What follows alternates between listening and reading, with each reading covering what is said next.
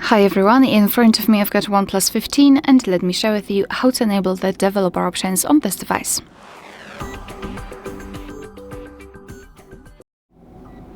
So let's begin with opening the settings, and here we have to scroll all the way down to find About Device.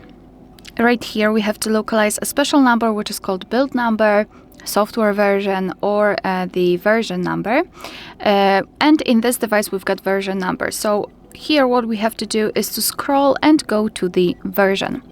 The version number is right here, so all we have to do right now is to keep tapping on it until we will see the information that we are in the developer mode. If you've got any kind of screen lock, you will have to enter it to confirm the whole step, so let's do that. And now we've got the information that we are a developer, so we can go back to the general list of the settings and open System and Update.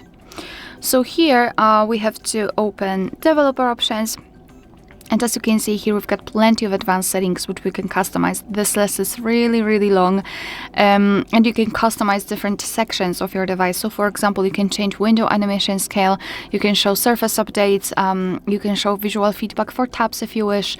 Here we've got some options which are connected with the networking, because we've got Bluetooth, USB, Wi-Fi, etc., system tracking, and a lot of things, and everything works the same just like in the regular settings. So simply tap on the switcher to turn on the feature.